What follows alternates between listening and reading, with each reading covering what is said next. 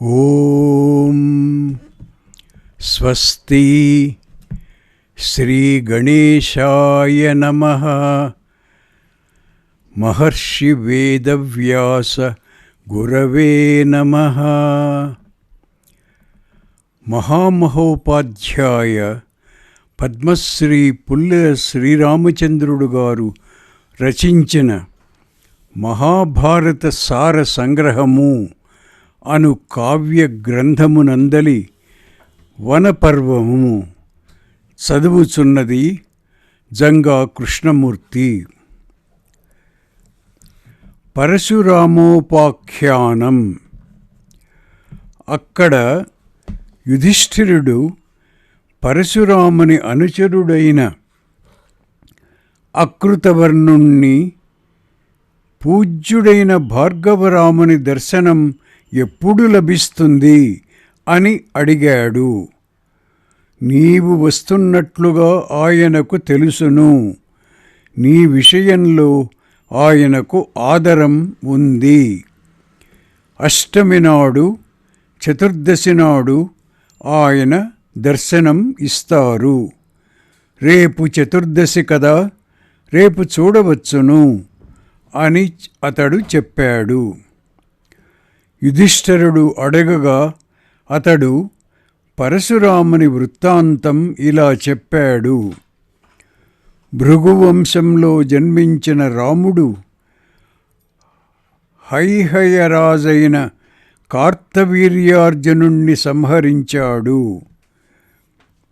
కార్తవీర్యార్జునునకు 1000 బాహువులు ఉండేవి. దత్తాత్రేయుని అనుగ్రహం చేత అతనికి బంగారు విమానము, సర్వభూతాల మీద ఆధిపత్యము లభించాయి. అతడు బలగర్వంతో దేవతలను, యక్షులను, ఋషులను కూడా బాధించాడు. ఇంద్రుడు శచీదేవితో కలిసి విమానం మీద వెడుతుండగా అతనిని కూడా ప్రదర్శించాడు. దేవాదులందరూ విష్ణువును ప్రార్థించారు. వాళ్ళ మాటలన్నీ విని భగవంతుడు బదరికి వెళ్ళిపోయాడు. ఈ కాలంలోనే కాన్యకుబ్జంలో గాధి అను రాజర్షి ఉండేవాడు. అతడు వనవాసానికి వెళ్ళాడు. అక్కడ ఉంటూ ఉండగా అతనికి అప్సర స్త్రీలతో సమానమైన సౌందర్యం కల కన్య పుట్టింది. భృగువంశీయుడైన రుచీకుడు ఆమెను వరించాడు. గాధి ఆమెను అతనికిచ్చి వివాహం చేశాడు. ఆమె పేరు సత్యవతి. భృగువు కుమారుణ్ణి, కోడలిని చూచి సంతోషించి నీకేమి కావాలని కోడలిని అడిగాడు. నాకు, నా తల్లికి కుమారులను అనుగ్రహించమని ఆమె కోరింది. నేను ప్రపంచం అంతా తిరిగి 2 చరువులను అనగా పరమాన్నములను సంపాదించాను. నీ తల్లి అశ్వత్థ వృక్షాన్ని, నువ్వు ఉదుంబర వృక్షాన్ని ఆలింగనం చేసుకుని ఈ చెరవులలో దీనిని ఆమె, దీనిని నువ్వు భక్షించాలి అని చెప్పి వేరు వేరు చెరువులనిచ్చి అంతర్ధానమయ్యాడు.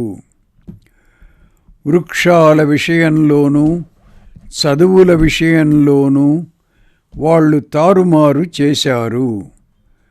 కొంతకాలానికి భృగువు మళ్ళీ వచ్చి నీ తల్లి వంచడం చేత ఇలా వృక్షాలలోనూ చెరువులలోనూ తారుమారు చేశారు. అందుచేత నీకు క్షత్రియ వృత్తిగల బ్రాహ్మణుడు పుడతాడు. ఆమెకు బ్రాహ్మణ వృత్తిగల క్షత్రియుడు పుడతాడు అని కోడలితో అన్నాడు. నా పుత్రుడు అలా కాకుండా నా పౌత్రుడయ్యేటట్లు చెయ్యి అని ఆమె ప్రార్థించగా అతడు అంగీకరించాడు. కాలం గడిచింది. ఆమె జమదగ్ని అను పుత్రుణ్ణి కన్నది. అతడు విద్యలలోనూ తపస్సులోనూ ఇతర తాపసులందరినీ మించిపోయాడు. ధనుర్వేదం అంతా అతనికి స్ఫురించింది. 4 విధాలైన అస్త్రాలు లభించాయి. సూర్య తేజస్సు వంటి తేజస్సుతో ప్రకాశించాడు. మహాతపశ్శాలి అయి నిత్యము వేదాధ్యయనందు ఆసక్తుడైన జమదగ్ని ప్రసేనజిత్ అను రాజు దగ్గరికి వెళ్ళి అతని కుమార్తె అయిన రేణుకను వరించగా అతడామెను అతనికిచ్చి వివాహం చేశాడు. అతనికి 5 కుమారులు పుట్టారు. రాముడు చివరివాడు. పుత్రులందరూ ఫలాలు కోసుకుని రావడానికై వెళ్ళారు. రేణుక స్నానానికై నదికి వెళ్ళింది. అక్కడ చిత్రరథుడను రాజు స్త్రీలతో కలిసి జలక్రీడలాడుచుండగా అతని ఐశ్వర్యాధికం చూడగానే రేణుక మనస్సు చలించినది. ఆ మానస వ్యభిచార దోషంచేత ఆమె చైతన్యమును కోల్పోయి భయపడుతూ ఆశ్రమంలో ప్రవేశించింది.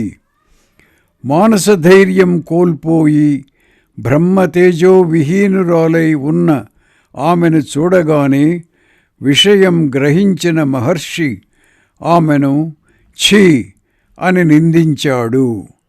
ఇంతలో అరణ్యం నుండి వచ్చిన రుమణ్వంతుడు, సుషేణుడు, వసువు, విశ్వావసువు అను 4 కుమారులను వరుసగా అతడు తల్లిని వధింపుమని ఆదేశించాడు.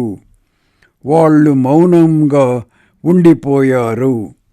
అతడు వాళ్లను శపించగా బుద్ధిరహితులై పక్ష్యాదులతో సమానులై పోయారు. చివర ఆశ్రమంలో ప్రవేశించిన రాముణ్ణి నీ తల్లిని వధింపుము, సందేహించవద్దు అని ఆ ముని ఆజ్ఞాపించాడు. వెంటనే అతడు పరశవుతో తల్లి శిరస్సును ఛేదించాడు. దానితో జమదగ్ని కోపం చల్లారింది. అతడు ప్రసన్నుడై, పుత్రా, నా మాట విని నువ్వు శక్యం కాని పని చేశావు. నీకు ఎన్ని కోరికలున్నాయో అన్నీ కూడా కోరుకో అన్నాడు. అప్పుడు రాముడు, నా తల్లి మళ్ళీ లేవాలి. ఈ వధను ఆమె స్మరించకూడదు. నాకు ఆ పాపం అంటకూడదు. నా సోదరులందరూ వెనుకటి వలనే అయిపోవాలి. నాకు యుద్ధంలో ఎవరూ ఎదిరించేవాళ్ళు ఉండకూడదు. నాకు దీర్ఘమైన ఆయుర్దాయం కావాలి అని అన్ని వరాలు కోరాడు. జమదగ్ని అన్ని వరాలు ఇచ్చాడు.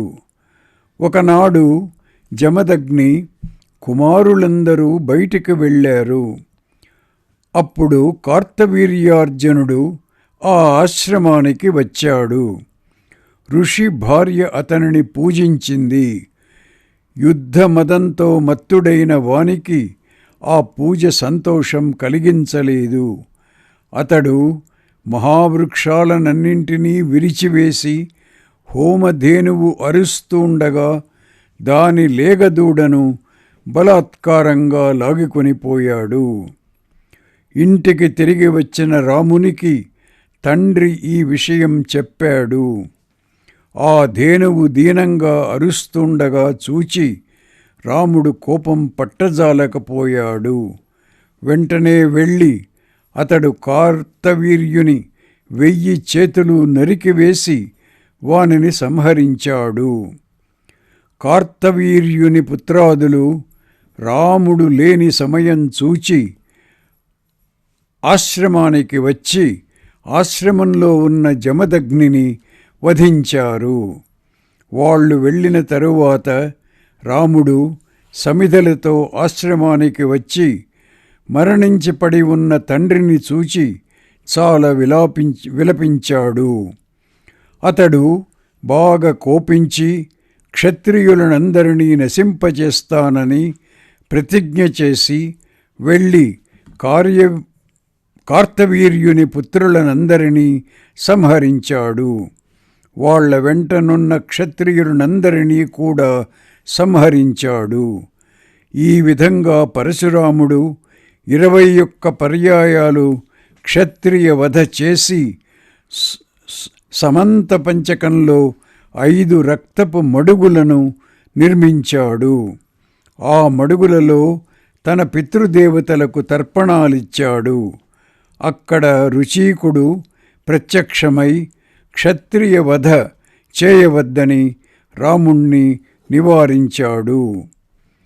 తరువాత పరశురాముడు యజ్ఞాలు చేసి దేవతలను సంతోషపెట్టాడు. భూమినంతను కశ్యపునకు దానం చేసివేసి ఇప్పుడు మహేంద్ర పర్వతం మీద నివసిస్తున్నాడు. చతుర్దశి నాడు పరశురాముడు అక్కడనున్న బ్రాహ్మణులకు పాండవులకు దర్శనం ఇచ్చాడు. యుధిష్ఠిరుడు పరశురాముణ్ణి పూజించి ఆ రాత్రి అక్కడ నివసించి మరునాడు దక్షిణ దిక్కువైపు వెళ్ళాడు. దక్షిణ దిక్కునందున్న తీర్థాలన్నీ చూస్తూ యుధిష్ఠిరుడు అక్కడక్కడ అనేక దానాలు చేశాడు. అర్జునుని పేర వేల కొలది గోవులు దానం చేశాడు. ప్రభాస క్షేత్రం చేరి యుధిష్ఠిరుడు అక్కడ ఉగ్రమైన తపస్సు చేశారు. యుధిష్ఠిరుడు అక్కడ తపస్సులో ఉన్నాడని తెలిసి రామకృష్ణులు పెద్ద సైన్యంతో అతడికి వెళ్ళారు. పాండవులు వెడుతున్న క్లేశాలను చూచి రామకృష్ణాదులు చాలా దుఃఖించారు. అస్త్రాల కోసమై అర్జునుడు వెళ్ళినట్లు చెప్పగా అందరూ సంతోషించారు. ప్రభాస తీర్థంలో పాండవులను బలరామాదులు చూచుట. పాండవుల కష్టాలను చూచి బలరాముడు దుఃఖంతో, కృష్ణ, ధర్మం వల్ల సుఖం కలుగుతుందని, అధర్మం వల్ల పరాభవం కలుగుతుందని నియమము ఏదీ ఉన్నట్లు లేదు.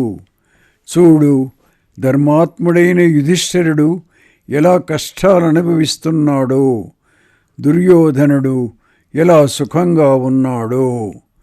ఈ విధంగా దుర్యోధనుడు అభివృద్ధి చెందుతుండడము, యుధిష్ఠిరుడు క్లేశపీడితుడు అవడము చూచి ప్రజలకు ఏమి చెయ్యాలో తెలియడం లేదు అంటూ ఇంకా పాండవులలో ఒక్కొక్కరి పరాక్రమాన్ని వర్ణిస్తూ వారి పరిస్థితికి విచారిస్తూ బలరాముడు అనేక విధాల తన దుఃఖాన్ని ప్రకటించాడు.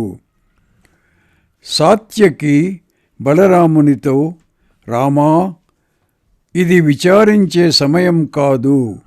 యుధిష్ఠిరుడు ఏమి చెప్పకపోయినా ఇప్పుడు ఏమి చేయవలనో ఆలోచించి చేద్దాము.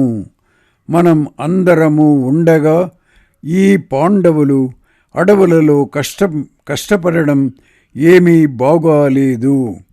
మనమే పూనుకొని దుర్యోధనాదులను నశింపజేసి పాండవులను కష్టాల నుండి విముక్తులను చేద్దాం. మనలో ఏ ఒక్కరి ముందు కౌరవ వీరులు ఎవరు నిలవలేరు అన్నాడు.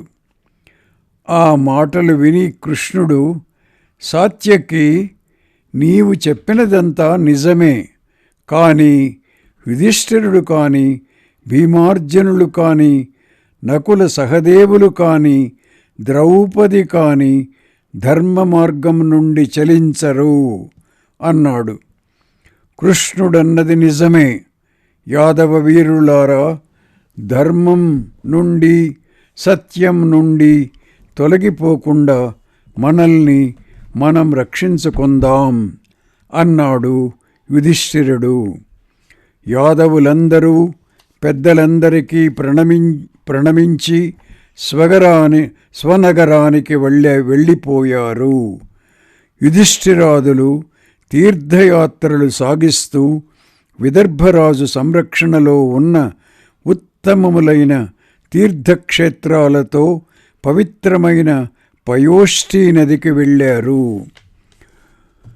నృగ మహారాజు చేసిన అనేక యజ్ఞాల చేత పవిత్రమైన ఆ ప్రదేశాన్ని చూచి వారు వైడూర్య పర్వతం చూచి నర్మదా స్నానం చేశారు. చ్యవనుని వృత్తాంతం. లోమశుడు అక్కడ చ్యవనుని వృత్తాంతం పాండవులకు చెప్పాడు. భృగు మహర్షి కుమారుడైన చ్యవనుడు ఈ సరస్సు దగ్గర గొప్ప తపస్సు చేశాడు. కొంతకాలానికి అతని శరీరం చుట్టూ పెద్ద చీమ పుట్టలు బయలుదేరాయి. ఒకనాడు శర్యాతి అను రాజు అచటికి విహారయాత్రకై వెళ్ళాడు. అతనికి 4000 మంది భార్యలు, ఒకే కన్య ఉన్నారు. ఆమె పేరు సుకన్య. ఆమె ఆ వనంలో తిరుగుతూ చ్యవనుడున్న పుట్ట దగ్గరకు వెళ్ళి అతని 2 కళ్ళు మాత్రం పైకి మెరుస్తుండగా వాటిని తృణంతో గుచ్చి గాయపరిచింది. దానితో ఆ రాజు సైన్యం మలమూత్రాలు బంధించిపోయాయి. దానికి కారణమేమా అని రాజు విచారించగా తన కుమార్తె చేసిన అపచారం కారణమని తెలుసుకొని అతడు చ్యవనుని వద్దకు వెళ్ళి క్షమించమని ప్రార్థించాడు. నీ కుమార్తెనిచ్చి వివాహం చేస్తే క్షమిస్తానన్నాడు ఆ ముని. ఆ రాజు వెంటనే కుమార్తెను అతనికిచ్చాడు. సైనికుల బాధ తొలగి అందరూ నగరానికి తిరిగి వెళ్ళారు. సుకన్య భక్తి శ్రద్ధలతో చ్యవన మహర్షికి ఉపచారం చేస్తూ ధర్మకార్యాలలో పాల్గొంటూ అతని ఆశ్రమంలోనే ఉండిపోయింది. ఒకనాడు ఆమె నదిలో స్నానం చేస్తుండగా అశ్వినీ దేవతలు ఇద్దరూ ఆమె సౌందర్యానికి ఆశ్చర్యపడుతూ ఆమెను గూర్చి అడిగి తెలుసుకున్నారు. ఇంత వృద్ధుడైన భర్తను ఎందుకు సేవిస్తావు? మా ఇద్దరిలో ఎవరినైనా భజించు అన్నారు. ఆమె నా భర్తయే నాకు పరమదైవమని చెప్పగా వాళ్ళు నీ భర్తకు అద్భుతమైన సౌందర్యము యవ్వనము కూడా ఇస్తాం. అప్పుడు నువ్వు మా ముగ్గురిలో ఒకరిని భర్తగా స్వీకరించు అన్నారు. సుకన్య ఆ విషయం అంతా చ్యవనునికి చెప్పగా అతడు అలాగే చేయమన్నాడు. నీ భర్త ఈ నీళ్లలో మునగాలి అన్నారు అశ్వినీ దేవతలు. చ్యవనుడు నీళ్లలో మునిగాడు. అతనితో పాటు వాళ్ళిద్దరూ కూడా నీళ్లలో మునిగారు. ముగ్గురు ఒకే విధమైన ఆకారంతో పైకి లేచారు. సుకన్య బాగా ఆలోచించి తన భర్తనే వరించింది. చ్యవనుడు తనకు సౌందర్యము యవ్వనము ఇచ్చి నందులకు అశ్వినీ దేవతలను ప్రశంసించి మీరు ఇంద్రుని సమక్షంలో సోమపానం చేసేటట్లు చేస్తాను అని వాళ్లకు మాట ఇచ్చాడు.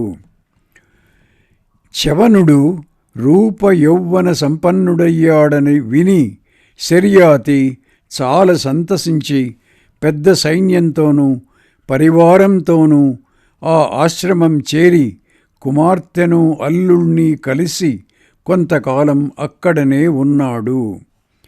ఒకనాడు చ్యవనుడు యజ్ఞం చేయమని రాజును కోరగా అతడు యజ్ఞం ప్రారంభించాడు. ఆ యజ్ఞం జరిపించిన చ్యవనుడు అశ్వినీ దేవతలకు కూడా సోమం ఇవ్వడానికి సంకల్పించి గ్రహించాడు. అప్పుడు ఇంద్రుడు అశ్వినీ దేవతలు దేవతల వైద్యులు, వీళ్లకు సోమపానార్హత లేదు, నువ్వు ఇవ్వకూడదు అంటూ నివారించాడు. ఈ దేవతలిద్దరూ నాకు రూప యవ్వనాలు ప్రసాదించారు. రూపవంతులు, ధనవంతులు మీ అందరికీ సోమం తీసుకునే అర్హత ఉన్నప్పుడు వీళ్లకు మాత్రం ఎందుకు లేదు అన్నాడు చవనుడు. వీళ్ళు చికిత్సకులు, కర్మచరులు, ఇష్టం వచ్చిన రూపాలు ధరించి భూలోకంలో తిరుగుతుంటారు. వీళ్లకు సోమ అర్హత లేదు అంటూ అడ్డుకున్నాడు ఇంద్రుడు. చికిత్సకౌ కర్మకరౌ కామరూప సమన్వితౌ లోకే చరంతౌ మర్త్యానాం కథం సోమమిహార్హతః. ఇంద్రుని మాట లెక్క చేయకుండా చవనుడు అశ్వినీ దేవతలకు సోమం ఇవ్వబోయాడు. కోపంతో ఇంద్రుడు అతనిపై వజ్రాయుధం ప్రయోగింపబోయాడు. చవనుడు వజ్రం పట్టుకున్న ఇంద్రుని బాహువు కదలకుండా స్తంభింపచేసి అతనిని హింసించడానికి ఒక కృత్యను పుట్టించడానికై హోమం చేశాడు. మహాబలవంతుడైన మధుడు అనే అసురుడు ఆవిర్భవించి ఇంద్రునిపైకి వెళ్ళాడు. అప్పటికే బాహువు స్తంభించిపోయి ఉన్న ఇంద్రుడు భయపడిపోయి చవనునితో, అశ్వినులకు కూడా సోమార్హతను నేను అంగీకరిస్తున్నాను. నీ కీర్తి, సుకన్య కీర్తి, ఆమె తండ్రి కీర్తి లోకంలో వ్యాప్తి చెందాలని మాత్రమే నేనిలా చేశాను. నన్ను అనుగ్రహించు, నీకిష్టం వచ్చినట్లు చెయ్యి అన్నాడు. చవనుడు శాంతించి ఇంద్రుణ్ణి విడిపించాడు. ఆ మదాన్ని విభజించి మద్యపానంలోనూ, స్త్రీలలోనూ, ద్యూతంలోనూ, వేటలోనూ ఉంచాడు. మదం చ వ్యభజద్ రాజన్ పానే శ్రీషు చ వీర్యవాన్ అక్షేషు మృగాయాం చ పూర్వసృష్టం పునః పునః. వనపర్వము 125:8. తరువాత అశ్వినీ దేవతలతో సహా ఇంద్రాది దేవతలనందరినీ సోమంతో సంతృప్తులను చేశాడు. యుధిష్ఠిరా, వాళ్ళు స్నానం చేసిన హ్రదమే ఇది అన్నాడు లోమశుడు. పాండవులందరూ అనేక పుణ్యతీర్థాలు చూస్తూ మాంధాత యజ్ఞం చేసిన ప్రదేశమైన యమునా తీరం చేరారు. మాంధాతృవృత్తాంతం లోమశుడు ఈ విధంగా చెప్పాడు. మాంధాత చరిత్ర. ఇక్ష్వాకు వంశంలో యువనాశ్వుడను రాజుండేవాడు. ధర్మాత్ముడైన ఆ రాజు సంతానం కోసమై రాజ్యభారాన్ని మంత్రులపై ఉంచి వనానికి వెళ్ళిపోయాడు. ఒకనాడా రాజు ఉపవాసం చేత కృశించి దప్పికతో బాధపడుతూ భృగువు ఆశ్రమంలోనికి వెళ్ళాడు. ఆ రాత్రియే భృగువు యువనాశ్వునికి పుత్రుడు కలగడానికి యాగం చేసి ఒక కలశ నిండా మంత్రపూతమైన జలం నింపి ఒకచోట ఉంచాడు. రాజు ఆశ్రమంలో ప్రవేశించు సమయానికి అందరూ నిద్రపోతున్నారు. దప్పికతో బాధపడుతున్న ఆ రాజు ఆ కలశలోని జలం అంతా త్రాగివేశాడు. ఆ విషయం తెలిసిన మహర్షి రాజుతో, ఆ పాత్రలో ఇంద్రుణ్ణి కూడా జయింప సమర్థుడైన పుత్రుడు కలిగించే జలం అభిమంత్రించి ఉంచబడినదని, అది అమోఘమైనదని, అందుచేత ఆ రాజే ఆ గర్భం దలించవలసి ఉంటుందని చెప్పాడు. అయితే గర్భధారణం వల్ల నీకేమీ భేదం కలగకుండా ఉండేటట్లు ఒక ఇష్టి చేస్తాను అని కూడా చెప్పాడు. 100 సంవత్సరాలు నిండాయి.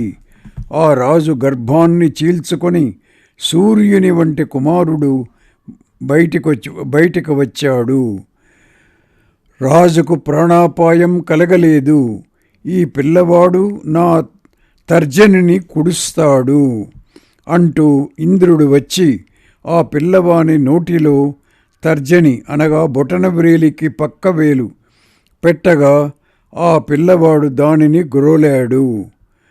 మాం ధాస్యతి, నన్ను గ్రోలుతాడు అని ఇంద్రుడు అనడం చేత ఆ పిల్లవాడు మాంధాత అయ్యాడు.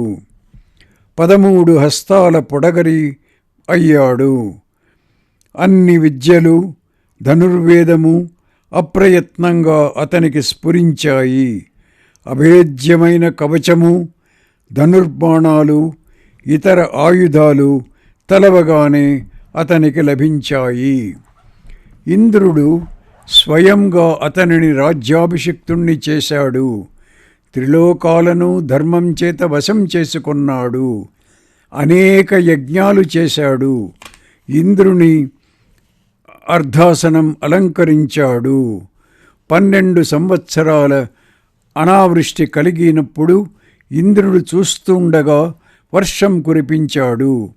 గాంధార దేశానికి సంబంధించి సోమవంశీయుడైన రాజును సంహరించాడు. ఇది మాంధాత ఉపయోగించిన యజ్ఞభూమి అని అంటూ లోమశుడు ఆ ప్రదేశం చూపించాడు. సోమకుని కథ. యుధిష్ఠిరుడు అడుగగా లోమశుడు సోమకుని కథ ఈ విధంగా చెప్పాడు. సోమకుడనే ధార్మికుడైన రాజు ఉండేవాడు. అతనికి 9 భార్యలు ఉన్నా పుత్రులు పుట్టలేదు.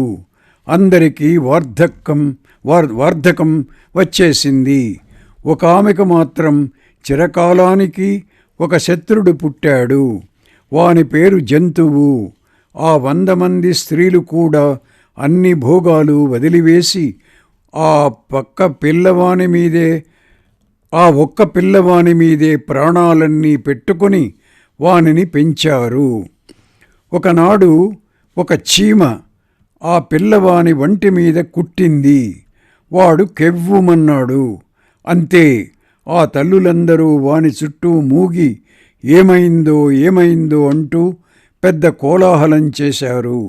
అది విన్న రాజు, మంత్రులు లోపలికి వెళ్ళి తెలుసుకున్నారు.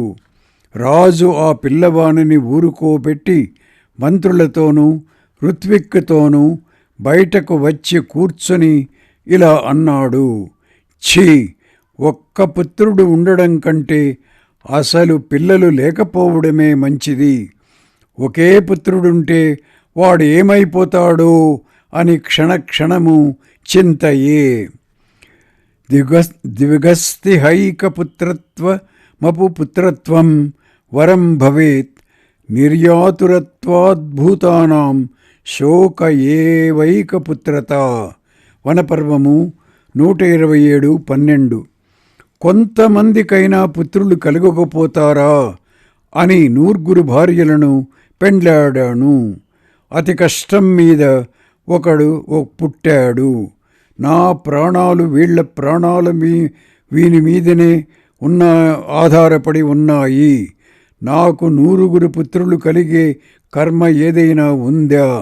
అది సులభమైనా సరే కష్టమైనా సరే చేస్తాను. ఒక కర్మ ఉంది, నువ్వు చేయగలనంటే చెబుతాను అన్నాడు పురోహితుడు.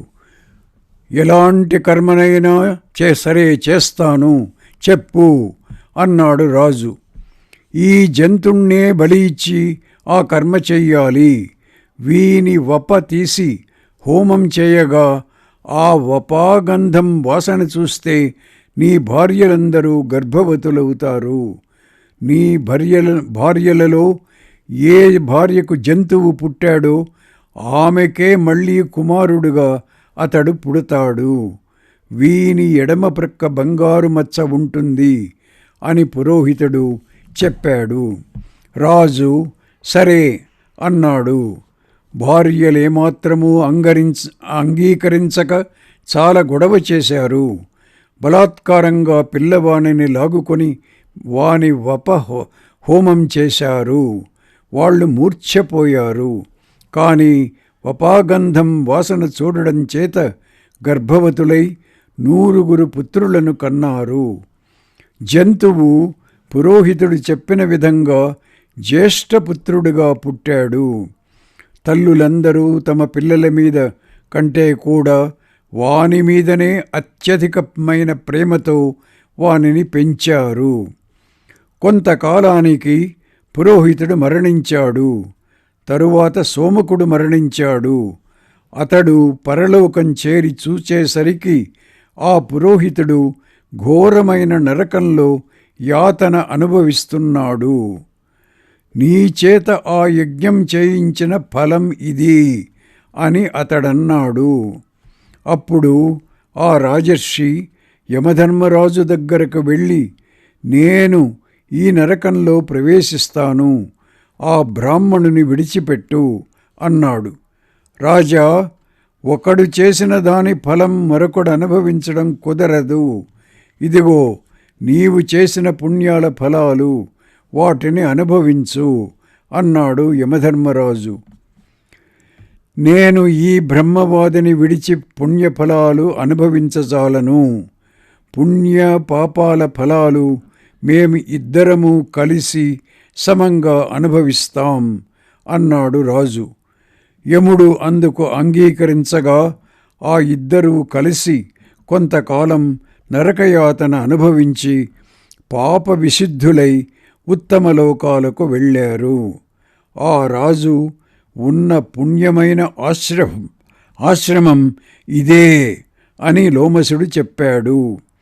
యుధిష్ఠిరా, ఈ ఆశ్రమంలోనే ప్రజాపతి ఇష్టీకృత్ అను 1000 సంవత్సరాలు చేసే యాగం చేశాడు. ఎందరో చక్రవర్తులు అనేక యాగాలు చేశారు. ఈ విధంగా అనేక తీర్థాల మహాత్మ్యం వర్ణించి ఉశీనరుని వృత్తాంతం చెప్పాడు. ఓం తత్సత్.